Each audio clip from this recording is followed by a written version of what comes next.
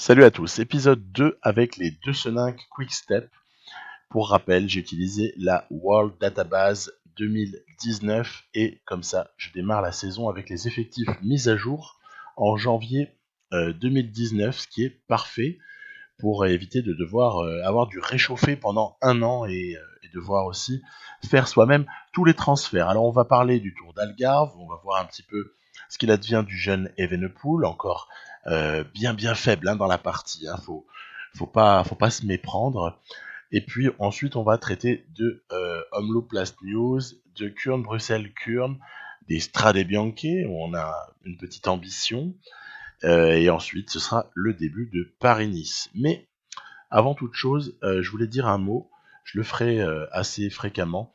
Je voulais dire un mot par rapport à l'actualité et par rapport notamment à certains coureurs que je vais regarder de près en cette année 2019, en cette année saison cycliste 2019 qui a démarré déjà depuis quelques semaines. Alors, il y a déjà au rayon des Français, il y a Julien Alaphilippe sur lequel honnêtement on a des espoirs. C'est pas par hasard non plus que je prends Quickstep, c'est aussi parce que j'ai envie de lui donner du succès.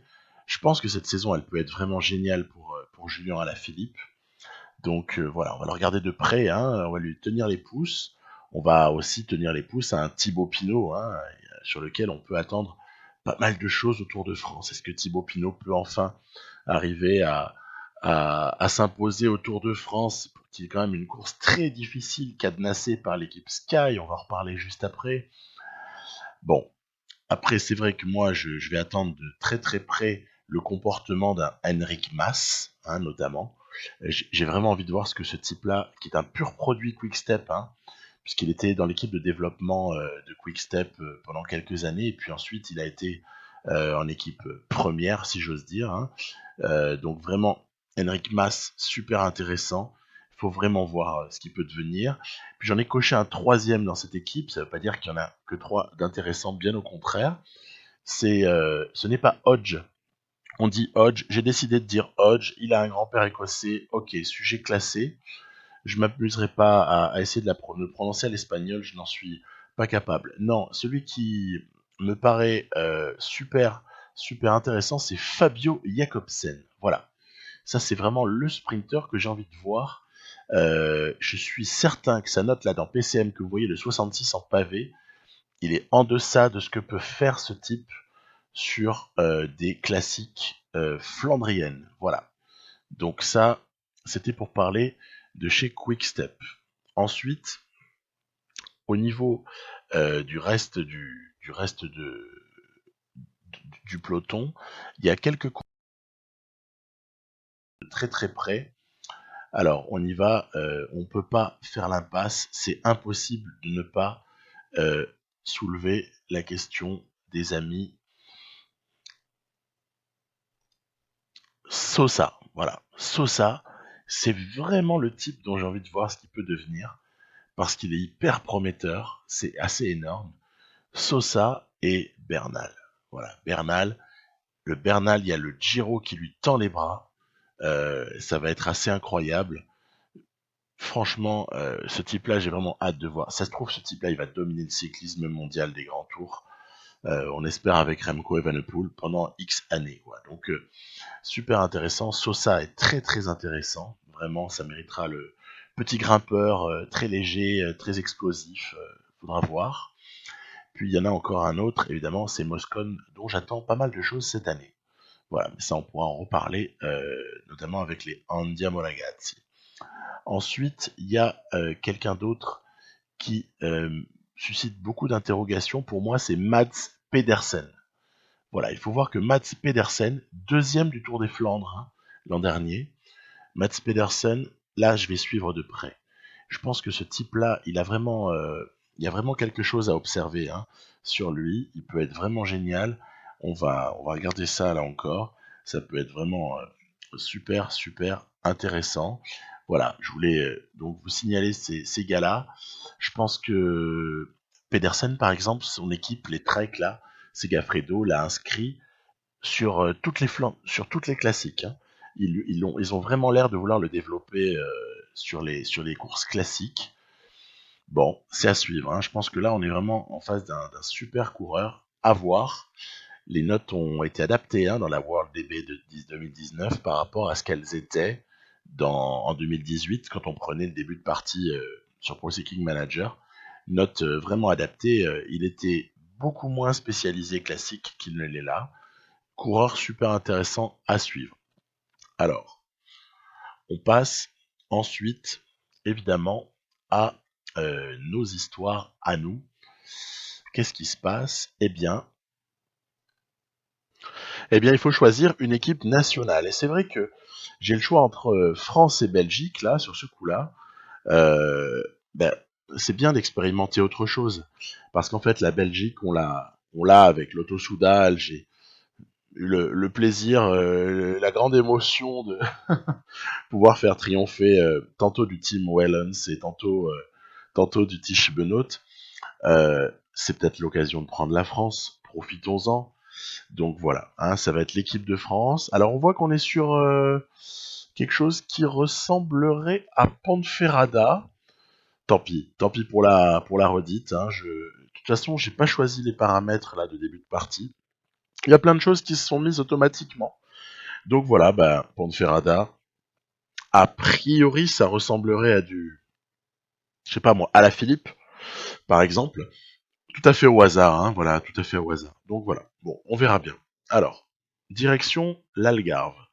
Pour ce tour qui n'est pas du tout important ni renommé, hein, mais en tout cas, j'avais vu dans le planning que Evenepoel allait être aligné en Algarve. Bon, eh bien écoutez, on l'aligne en Algarve. Par contre, Julien Alaphilippe, j'ai mis quelques coureurs. Je suis pas fidèle à la réalité, hein, parce qu'on sait qu'en fait, Alaphilippe, il est allé en Colombie. Il y a eu comme ça, voilà, un parcours là de préparation qui est ce qu'il est. Bon, moi, pour un petit peu quand même agrémenter le fait de jouer en Algarve, je me suis mis quelques coureurs sympas pour pouvoir, voilà, hein, comme ça, un petit peu faire mumuse. Hein. Donc, étape 1, on voit les Emirates qui sont en train d'emmener Gaviria de manière très très sérieuse. C'est peut-être l'occasion de dire un mot par rapport à Gaviria. Gaviria, donc, qui est parti de la Quick-Step pour des raisons essentiellement financières, puisqu'il y avait des problèmes à ce moment-là de réduction de budget du côté de ce qui était Quick-Step. Après, il y a eu l'arrivée de De Seninck. Ok, très bien, l'histoire on la connaît, mais Gaviria du coup est parti chez Emirates. Et en fait, permettez-moi d'avoir des doutes dans ce qui va se passer dans les semaines à venir, non pas sur la valeur de Gaviria, qui est probablement l'un des 3 meilleurs sprinters du peloton. Hein. C'est juste monumental le niveau de ce type. Non, c'est plus, moi, j'ai plus de réticence sur la capacité d'Emirates à être une équipe qui va comme ça être capable d'emmener au sprint. J'ai des doutes sur l'entente avec un Alexander Christophe, même si pour le moment tout est joli dans le meilleur des mondes. Il y en a un qui dit qu'il roulera pour l'autre sur les classiques et l'autre qui roulera sur les grands tours. Je demande à voir, honnêtement. Je demande vraiment à voir, même si Christophe est un peu sur la pente descendante sur la saison 2018, mais honnêtement, ça mérite d'être vu parce que on est sur un ancien vainqueur de monument, hein, Christophe, hein, donc on plaisante pas. Je vois pas le type s'effacer aussi facilement que ça face à Gaviria. Gaviria, il va falloir qu'il trouve ses marques. Heureusement, il a gagné une fois en Colombie très rapidement, heureusement pour lui, hein, mais il va falloir trouver des marques. Il n'a pas le même poisson pilote, la structure autour de lui n'est pas la même. Bon, moi je pense que c'est pas forcément un choix qui sera facile à assumer, quoi. Facile à assumer pour lui. Bon, parenthèse refermée, vous avez vu la toute puissance de Geraint Thomas. Ces Sky là, je peux vous dire une chose, c'est que dans cette partie, je les sens beaucoup plus durs à jouer que ils ne peuvent l'être dans la version 2018, en fait, la version sur laquelle je me suis basé euh, par rapport à mes parties avec Andia Moragazzi et Lotto Soudal. Je sens que les Sky peuvent vraiment poser beaucoup plus de soucis, voire même être totalement injouable en fait à pas mal de moments. Donc bon, il va falloir voir, mais c'est vraiment mon impression. On a un Geraint Thomas qui marche sur l'eau. Il est juste trop fort. Il va falloir voir ce que ça donne ça un petit peu après dans la saison. Alors sur cette étape, maintenant après ce petit contre-la-montre, j'avais pour ambition de faire gagner Viviani et puis le bougre s'est blessé un petit peu avant l'étape. Donc bon, ça se termine. Là, je vous ai montré parce que je voulais essayer quand même de jouer le sprint comme s'il n'y avait pas eu d'échappée qui s'était imposé. Ah, il s'incline notre ami Viviani s'incline face à Degenkolb. Puis on a là ouais, des problèmes, donc on va le retirer contrairement à ce qu'on voit là. Parce qu'en fait, quand vous retirez le coureur, on vous l'affiche encore dans l'écran comme ça, dans l'écran de préparation de course. Je vais le faire abandonner. Voilà, je vais le faire abandonner. L'état s'empire. Ça sert à rien de jouer avec le feu. On n'est pas sur un objectif majeur de la saison, hein, bien au contraire. Donc voilà, Viviani, on te retrouvera très bientôt. Le prochain rendez-vous pour lui, c'est les classiques belges, là, le Omloop, Last News et Kuurne, Bruxelles, Kuurne, voilà. Donc espérant qu'il soit remis, évidemment. Donc là, on voit que ça continue à marcher sur l'eau du côté des Sky. Cette fois-ci, c'est Kwiatkowski qui s'est imposé. Évidemment, Geraint Thomas conserve et s'adjuge le général. Bon, au passage, là encore, Kwiatkowski, il a des notes monstrueuses là dans la World DB 19. Je dis pas qu'elles sont pas méritées, hein, parce que c'est un coureur en fait qui est assez polyvalent, qui est assez énorme, mais lui aussi il va être terrible à jouer, quoi, terrible. Et puis on se retrouve sur le home loop. Alors sur le home loop, il y a du monde, hein. Il y a Van Aert, Benoît, Van Avermaet, Sagan, Van Mark. Il y a Valgren qui est bien en flandrien hein, avec cette database. Hein, faut pas se méprendre. Nassen, euh, on peut on peut en trouver plein. Par contre, Esteban Chavez, il s'est un peu perdu. Il aurait pas dû venir hein, parce que c'est des pavés là. Faut faire attention, mon petit. Donc, bah nous, le sponsor en plus, il est hyper gourmand parce que le sponsor, il veut victoire. Hein. Il veut victoire à Homeloop. Du coup, je me dis, ben, j'ai amené, moi je pense à Lampard, je pense à éventuellement un Stibar, mais ils sont pas du tout dans leur forme optimale. Je les ai programmés eux, je les ai programmés pour les Flandriennes, mais à partir du 25 mars, quoi, hein, si vous voulez. Donc, et même Philippe Gilbert, c'est pareil. Philippe Gilbert, il va être à son top à Tour des Flandres et Paris-Roubaix. Hein, ces petits trucs que j'ai en tête pour Philippe Gilbert. Et peut-être essayer d'aller glaner un Paris-Roubaix, ce serait phénoménal. Surtout avec ces notes là qui le rendent possible. Hein. On voit qu'en vieillissant, il a perdu un peu en punch. Et puis finalement, c'est devenu un peu un Flandrien, là. En tout cas, quand on regarde ses notes. Un puncher flandrien, voilà. Donc, toujours est-il que on est présent à l'avant, mais je trouve cette course très animée, je trouve cette course très difficile. Il y a beaucoup de mouvements, on se fait lâcher à tel point que je dois en fait sacrifier Lampard, là, ce qu'on voit à l'image. Je dois sacrifier Lampard pour ramener Viviani, en fait. Mais pendant que je ramenais Viviani, il y a Sagan et Niki Terpstra qui se sont fait la belle et avec aucune possibilité pour nous de réagir d'une quelconque façon, parce qu'on s'était fait lâcher à la pédale auparavant, on s'est fait éjecter du groupe, et c'était vraiment une lutte, mais une lutte totale. Donc là, ben, vous voyez, en plus Sagan et Terpstra collaborent, donc ça s'annonce très délicat, hein.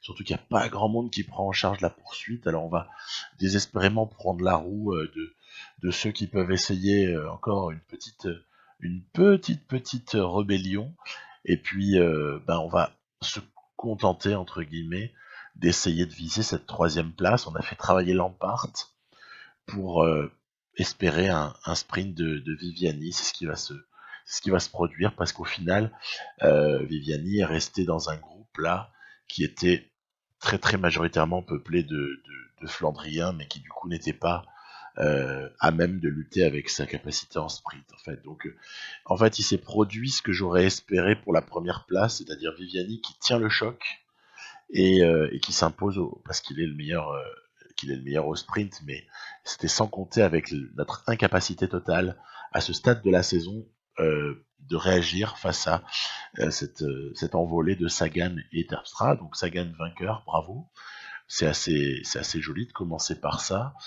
Alors, du coup, là encore, le lendemain, le sponsor veut victoire à Kurn. On a vu que les coureurs sont fatigués. On a tenté tout ce qu'on a pu la veille. Et puis, ben, il faut remettre ça. Heureusement, le parcours n'est pas comparable parce qu'il y a moins de secteurs pavés, il y a moins de gros costauds qui peuvent comme ça sortir et nous créer beaucoup de troubles. C'est beaucoup plus plat, on est sur quelque chose qui est plus facile à maîtriser, mais en contrepartie, il y a du sprinter qui peut rivaliser avec nous. Donc là encore, je cible pour Viviani. Hein. On est pas mal troublé, je trouve, par les chutes là en ce début de saison. Il y a pas mal de chutes.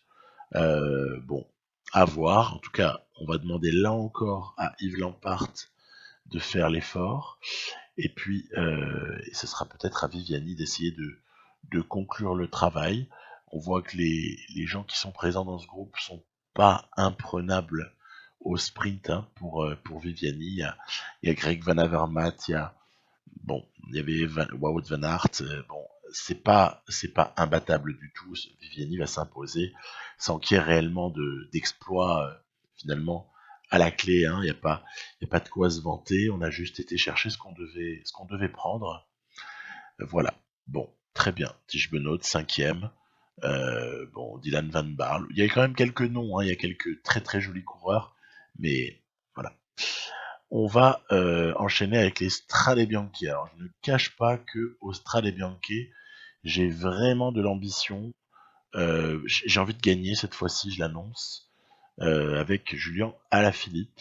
On sait que Julien Alaphilippe s'alignera au Strade Bianche.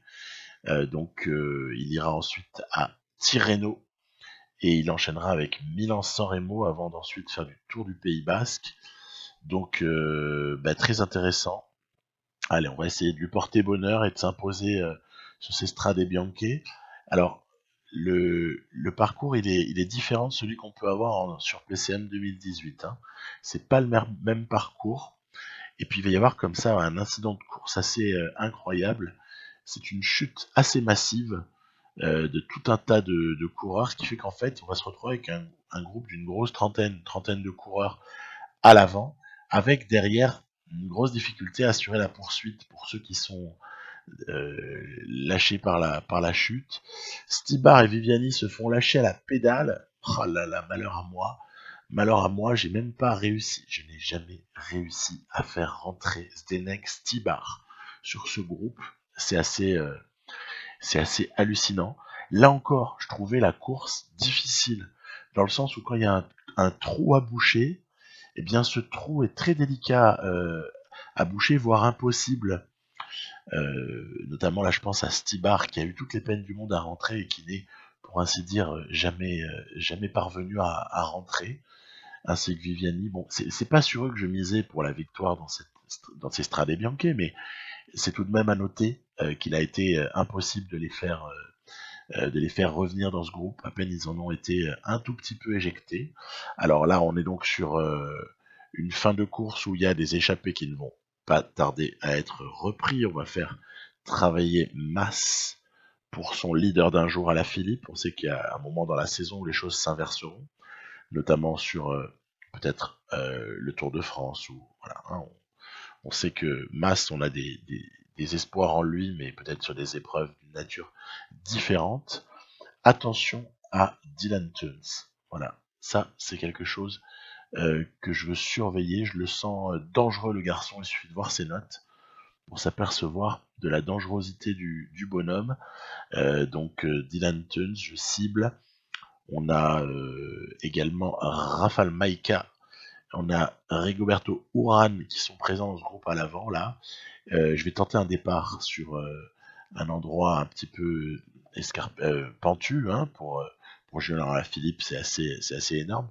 Et on voit qu'en fait c'est l'ami Rigoberto Urán qui va faire le boulot pour faire rentrer tout le monde. Ok, pas de problème. On garde surtout on garde de l'énergie, on n'en rajoute pas tout de suite et on se consomme pas pour pouvoir replanter peut-être quelque chose dans pas trop longtemps. On voit qu'il y a encore à ce stade-là, allez, 2 difficultés. Mais la deuxième, c'est la montée d'arrivée, hein, donc il faut pas tout miser là-dessus parce qu'au sprint on peut se faire taper. Il y a Nairo Quintana, ça c'est un petit lol du jeu, au passage, parce que je vois pas trop Quintana dans les 6 derniers pour la victoire sur l'Estrade Bianche, pourquoi pas. Écoutez, voilà, ce jeu nous surprend parfois. Et là, j'ai tenté en fourbe un départ, en me disant, eh ben écoutez les gars, il va falloir bosser. Il va falloir bosser. Qui est-ce qui prend la poursuite? Voilà, la question elle est là. On voit que c'est Tuns qui bosse. Il y a Maika qui décide de travailler. Au panache, Maika, infidèle à lui-même. On a Uran qui prend la roue, Tuns qui suce, et Quintana, bah, ça vous surprend? Non. Voilà. Et donc, qu'est-ce qu'il va falloir savoir maintenant, c'est est-ce que Julien Alaphilippe peut tenir le choc face à cette poursuite? Alors, tant que c'est Maika qui mène la poursuite, je ne tremble pas. Parce que Maika a beau être un formidable grimpeur, sur ce terrain-là, c'est pas Maika qui va reprendre, en tout cas, s'ils s'y mettent pas à plusieurs, Alaphilippe peut être délicat à reprendre, surtout qu'il me reste de la barre, donc voilà, 5 km de l'arrivée, on est en approche de la ville de Sienne, et il semblerait qu'il y a un moment donné où ça s'entend pas derrière, voilà, ça ne s'entend pas bien, encore un petit tournant à gauche, on va monter direction le centre-ville de la ville de Sienne pour, si tout va bien, lever les bras, mais attention à un retour, on ne sait jamais. Donc on va tranquillement assurer le coup en sprintant un peu. Voilà, tranquille. Je pense qu'elle est pour nous, celle-là. Et surprise aux surprises, ce n'est pas l'arrivée sur la Piazza del Duomo qu'on connaît, qu'on avait dans l'ancien tracé, si j'ose dire, dans les parties, par exemple, Lotto Soudal et Andiamo Ragazzi. C'est dommage qu'ils aient escamoté cette jolie arrivée sur la Piazza del Duomo. Bon, allez, anecdotique, victoire d'Alaphilippe, on a eu ce qu'on voulait, on a eu ce qu'on était venu chercher, mais c'est dommage, c'est juste un peu dommage, cette arrivée qui n'est pas exactement celle qu'on peut connaître. On se souvient de Tish Benoît en 2018 hein, aussi, il y a des images en tête. Donc, Paris-Nice, ça va être le profil 2010. Ça là encore, c'est pas moi qui ai choisi. C'est le jeu qui s'est configuré tout seul. Je pense de manière aléatoire, il a choisi un profil parmi les profils dispo. Bah, il a pris le 2010. Il est intéressant, on l'a déjà joué le 2010. J'ai déjà joué et gagné avec Tish Benoît. C'était, je crois me souvenir que c'était à l'épisode 33 de la série Lotto Soudal. Donc, intéressant ce parcours. Il y a notamment les étapes 4, 5 et 7, 8. Mais moi, je ciblerais plus particulièrement la 5 et la 7. La 5, c'est cette fameuse étape qui ressemble beaucoup à une étape de Tour de France avec la fameuse côte de Mende. Et la 7, elle est intéressante parce qu'il y a la montée du col de Vence. Et là, on est beaucoup plus proche de Nice, évidemment. Normal à l'étape 7. Donc voilà. Voilà, je pense que c'est sur ces deux étapes-là qu'il y a une grosse différence qui peut se faire, évidemment, à condition de ne pas avoir abdiqué et tout fait capoter par par un chrono désastreux sur le prologue, ça va de soi. Donc puisque j'ai emmené Alaphilippe du côté de Tirreno, Elia Viviani également, voilà, quelques forces majeures de l'équipe sont sur Tirreno pour préparer les classiques. J'ai donc fait le choix de Gilbert et de Young Girls plus des sprinters pour ce Paris-Nice, parce qu'il y a déjà pas mal de sprints. J'avais envie de m'amuser un peu avec Jacobsen et Hodge, d'une part, et d'essayer de jouer la chance avec un puncher pour éventuellement titiller un top 5, un top 3, que sais-je. Voilà, on sait que l'ami Young Girls est assez complet, on peut peut-être espérer en lui, on verra bien ce que ça peut donner. En tout cas, c'est Rohan Dennis qui s'est adjugé le prologue. Voilà. Rien de bien surprenant, hein. On est sur un des peut-être un des 3 meilleurs en contre-la-montre du monde. Voilà, et puis après, c'est de l'entraînement au sprint.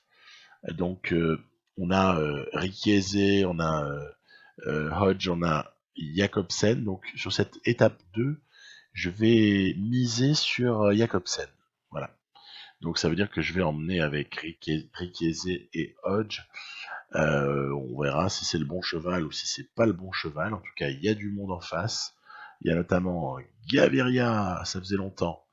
Groenewegen. Bon, après, il y a Valverde qui est un mutant total. Je suis étonné de ne pas avoir vu Geraint Thomas l'emporter au sprint. Ça, c'est le petit clin d'œil pour rigoler. Le petit clin d'œil à l'épisode précédent, quand même. On s'était bien marré avec Geraint Thomas qui vient taper les sprinters professionnels. Tranquille la vie. Donc voilà. Et puis, ce qui est à noter sur cette étape, c'est qu'il y a eu un trou qui s'est fait. Il y a les 29 premiers qui ont mis plus d'une minute à tout le monde. Donc ça, c'est intéressant, parce que ça peut nous éjecter des gens, éjecter des rivaux. On sait que ce Paris-Nice, là, sur ce profil-là, il se joue à un poil de mouche, hein, si j'ose dire. J'ai pas voulu être vulgaire. Donc, ça se joue sur pas grand-chose. À partir de là, toute élimination d'un potentiel concurrent est une affaire en or. Alors, on a vu que donc Jacobsen, je n'ai pas réussi à l'emporter au sprint avec lui. Sur l'étape qui va suivre, la 3, on est dedans. Je vais donc cette fois-ci miser sur Hodge. Voilà. On va aussi un petit peu suivre les formes du jour. Donc on va bosser pour Hodge en espérant, donc voilà, Ricky Eze toujours en préparateur. Cette fois-ci, ça va être Jacobsen qui va emmener Hodge. Comme ça, on va bien voir si ça peut le faire. Allez, normalement, on est quick step. Là, au sprint, il n'y a pas vraiment la place pour déconner. Il faut prendre des sprints. On a des très bons sprinters. Il n'y a pas de place pour le n'importe quoi. Donc, il faut que je m'applique un petit peu. Voilà, victoire de Hodge. C'est même un triplé quick step. Ça, je m'en serais passé, honnêtement. J'aurais vraiment préféré qu'on en reste à une victoire de notre sprinter. Voilà, victoire de Hodge, très bien. Donc, on verra par la suite si Jacobsen est capable d'aller en chercher une, et puis si c'est pas là, ce sera ailleurs. Mais en tout cas, voilà, beaucoup d'espoir de développement, comme j'en parlais en introduction, sur Jacobsen. Et voilà, un classement qui commence un petit peu à se nettoyer. Et on attaque l'étape 4. Alors l'étape 4, elle est intéressante en ce sens qu'il y a cette cuvette à peut-être 40 km de l'arrivée. Cette cuvette, elle est super intéressante parce que elle permet d'espérer des choses. Elle permet notamment d'espérer durcir pour surprendre des gens ou en tout cas fatiguer le peloton. Puisqu'après il y aura une toute petite difficulté avant l'arrivée. Et si on a réussi à fatiguer les sprinters, on peut peut-être penser à un puncher. On peut penser à un Philippe Gilbert ou à un Bob Jungels. Donc, c'est un petit peu ce que j'ai en tête. Pour cela, j'ai fait travailler Ricky Eze, Jacobsen et Hodge, donc les sprinters, en fait, rouleurs. Hein. Je les ai fait travailler autant que possible en économisant Peter Seri et Vakoch.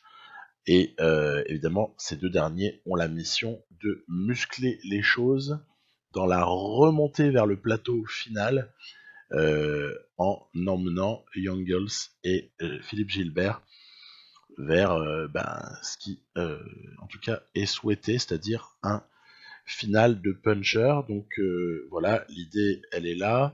Jacobsen a mieux résisté que Hodge et Eric Eze. Hein, voilà, ça a été plus dur pour ces deux derniers. Ils avaient beaucoup donné.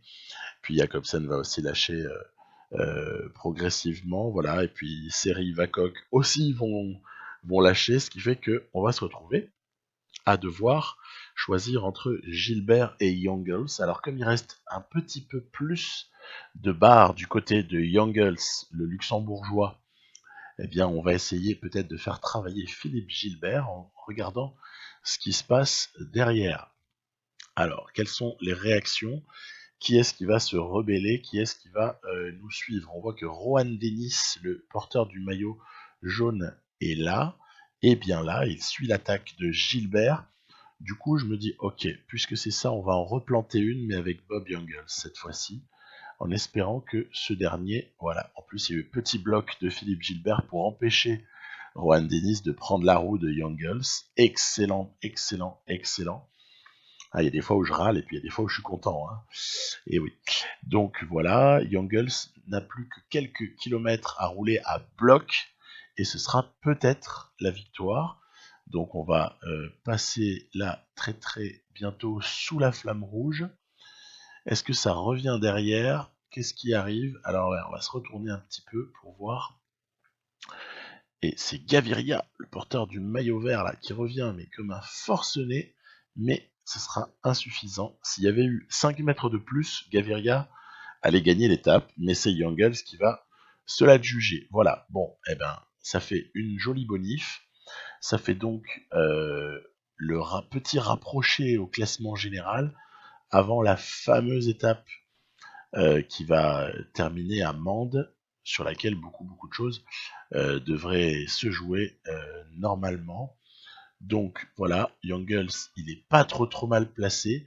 En fait, il y a quand même toujours le poil à gratter Geraint Thomas. Hein. Faut pas se leurrer. Hein. Donc on va maintenant voir ce qui peut se passer du côté de l'étape 5. Je vais ajuster rapidement en automatique certaines petites choses là pour pouvoir ensuite avancer un petit peu plus facilement et que notamment nos rouleurs là fassent le boulot qu'ils ont à faire. Pendant que Seri et Vakok vont protéger Gilbert et Jungels.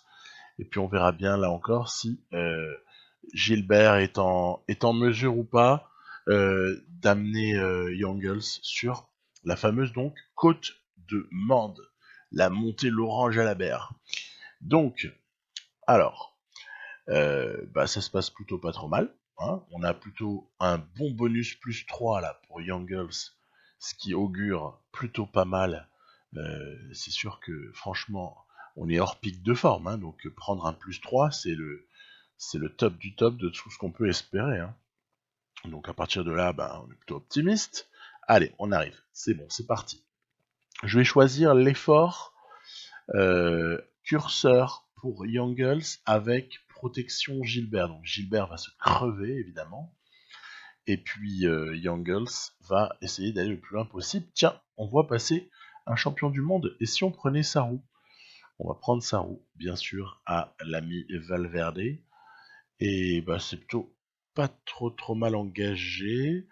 Warren Barguil, oui, on va pas se soucier davantage. De toute façon, il n'est pas concerné réellement par le général comme on peut l'être.